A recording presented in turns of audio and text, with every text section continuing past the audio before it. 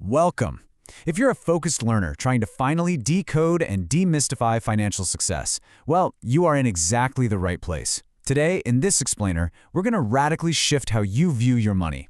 For decades, the financial industry has deliberately made wealth building seem, honestly, incredibly intimidating. They wrap it up in all this complex math, confusing jargon, and elaborate spreadsheets, kind of subtly implying that if you aren't a mathematical genius, you just don't stand a chance. But we're going to prove to you today that building lasting wealth has remarkably little to do with how smart you are or what kind of fancy formulas you can calculate. It is almost entirely about your behavior. And honestly, that should be a massive relief, because behavior is something you can actually control. Okay, let's dive into this. We have a clear roadmap today for dismantling some deeply held financial myths. First, we'll look at why money is a soft skill. Second, the hidden role of blind luck. Third, the mechanics of getting versus staying wealthy. Fourth, why true wealth is actually invisible. And finally, number 5, why the ultimate dividend of money is freedom. We are going to replace all those outdated rules with a highly empowering psychological framework. You know, if you've ever felt frustrated by your finances or felt like you just aren't good with money, I want you to take a deep breath. Doing well with money isn't a hard science. It's a soft skill heavily driven by emotional control. Just think about it. The knowledge part of money is actually incredibly simple, right? We all inherently know we should spend less than we earn and save for a rainy day. But the psychology part, that is where things derail. It's that overwhelming impulse to buy a brand new phone you don't even need just because you had a terrible, stressful week at work. Your past financial struggles probably aren't due to a lack of intelligence. They're simply a matter of very normal, very human psychology. All right, Section 1. Money is a soft skill. Unlearning the myths. The traditional finance world kinda treats us all like perfectly rational, coldly calculating robots. They assume we're constantly maximizing our utility and reading spreadsheets without a pulse. But the messy reality of human decision-making is entirely different. Listen, no one is actually crazy with money. Two highly intelligent people can fiercely disagree on whether to save or spend, simply because their financial worldviews were shaped by completely different personal histories. Someone who grew up in the crushing scarcity of a deep economic recession, they might naturally hoard cash, literally terrified of losing everything. Compare that to someone who came of age during a booming tech bubble, who might aggressively throw money into risky investments because all they've ever seen is upward growth. Both of these people are making decisions that make perfect sense to them, based on their own unique lived experiences. Because we aren't robots, we need to completely rethink our strategies. Aiming for a reasonable financial plan is actually far superior to aiming for a mathematically rational one. A coldly rational portfolio might mathematically prove you should put 100% of your money in volatile stocks to maximize returns over 30 years. Sure, the math works. But imagine the visceral feeling of a severe market crash. Imagine logging into your account and watching your life savings drop by 30% in a single week. Your stomach just drops in terror. If that completely rational plan causes you to panic, lose sleep, and sell everything at the absolute bottom out of fear, well, that perfect plan just failed. A reasonable plan, one with enough safety built in that you can comfortably stick with it during terrifying emotional market crashes, will absolutely always beat a mathematically optimal plan that you end up abandoning. That brings us to Section 2, the role of blind luck, where we're going to completely shatter the illusion of the purely self-made success. Now, what's really interesting about this slide is the profound story of Bill Gates and his childhood friend Kent Evans. Look, Bill Gates is undeniably brilliant, hardworking, and driven. But he also experienced a massive 1 in a million stroke of luck. In 1968, he happened to attend one of the only high schools in the entire world that had a computer. He won the ultimate educational lottery, giving him a massive head start on the entire tech revolution.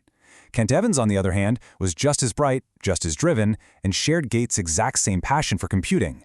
But Kent experienced the extreme, tragic end of risk. He died in a mountaineering accident before he even graduated high school. They applied the exact same effort and intelligence, yet arrived at entirely different outcomes solely due to the uncontrollable forces of luck and risk.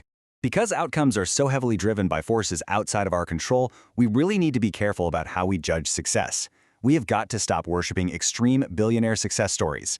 Reading articles about the 10 things a billionaire does before 6 a.m. is largely useless because you simply cannot replicate their specific, localized stroke of luck. We constantly tend to attribute all of a person's massive wealth to their sheer brilliance, completely ignoring the countless others who worked just as hard but encountered fatal risks.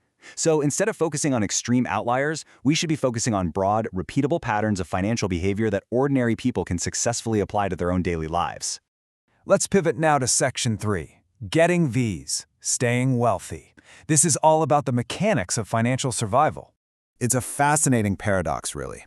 Earning money and keeping it require completely contradictory psychological skill sets. Getting wealthy requires bold optimism, taking massive risks and putting yourself completely out there. But staying wealthy? That requires the exact opposite. It requires frugality, a healthy dose of fear, and the paranoia to know that everything you have can be taken away in an instant.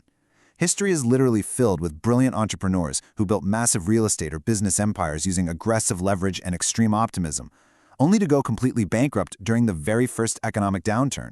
Why? Because they couldn't turn off that risk-taking mindset. They didn't know how to pivot to paranoia. To really understand how to truly stay wealthy, I want to ask you a question. Think about the legendary investor Warren Buffett. How much of his massive fortune do you think was actually generated after he hit the traditional retirement age of 65? Take a second and just guess a percentage in your head. And this brilliantly illustrates our point. A staggering $81.5 billion. Out of Buffett's $84.5 billion net worth at the time our source was written, nearly all of it came after his 65th birthday. Buffett's real secret isn't just that he's uniquely gifted at picking the right stocks. His profound secret is the sheer math of compounding over massive stretches of time. He started investing as a child and simply stayed in the game, consistently, without being wiped out, for over 3/4 of a century. Time is the ultimate heavy lifter of wealth accumulation. But to let time compound your wealth like Buffett, you actually have to survive long enough for it to happen. Let's move to and see how this builds the concept of a strict margin of safety.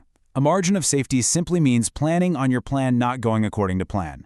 It's understanding that the world is chaotic. This isn't just about having a 6-month emergency fund in cash, it's about psychological comfort. It's about not stretching your mortgage to the absolute maximum limit of your monthly income. Leaving robust room for error is what protects you from the inevitable surprises, market crashes, and job losses of life, allowing you to actually sleep well at night and stay in the game long enough for compounding to work its magic. And surviving long enough also lets you benefit from what we call tail events. These are the rare, highly unpredictable outliers that drive the vast majority of massive success. In business and investing, a tiny percentage of events account for nearly all of the returns. Think of a major venture capital firm.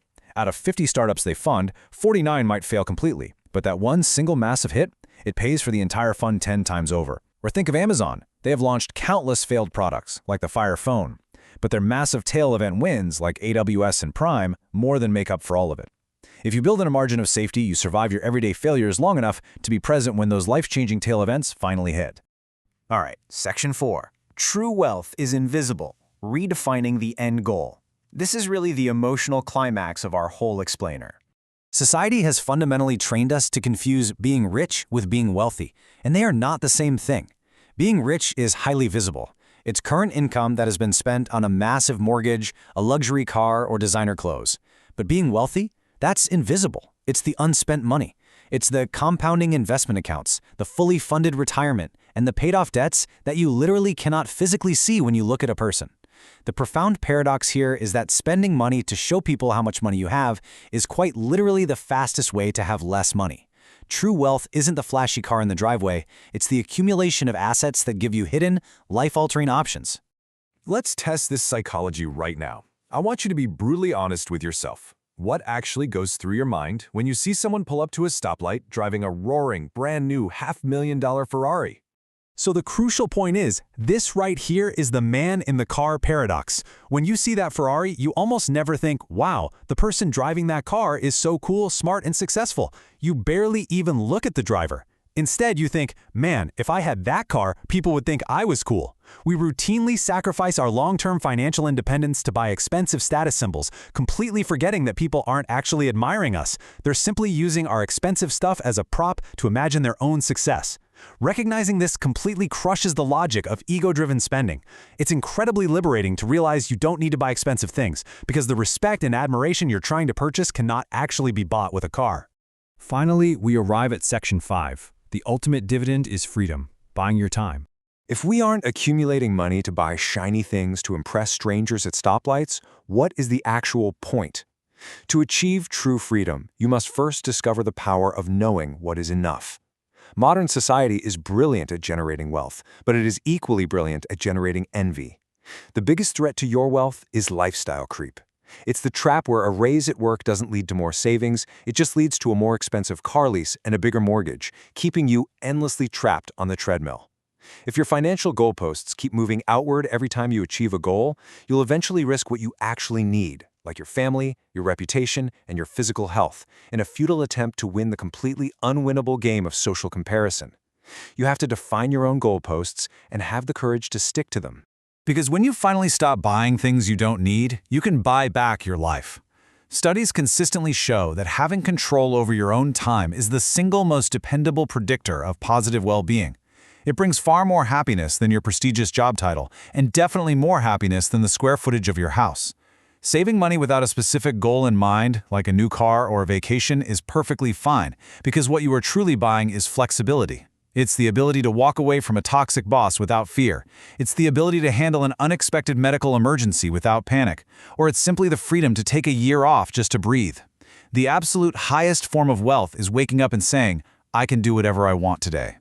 So, going forward, whenever you feel the urge to copy someone else's financial behavior, pause and ask yourself, what game are you actually playing? A conservative, long-term investor absolutely shouldn't take emotional cues from a frantic day trader, just like someone whose ultimate goal is quiet, time-rich freedom shouldn't mimic someone actively playing a high-stress, high-status luxury game. Identify your own personal game, secure your margin of safety, and use your money for its greatest possible purpose, to buy back your time. Thanks for joining us on this explainer, and remember to keep focusing on what truly matters.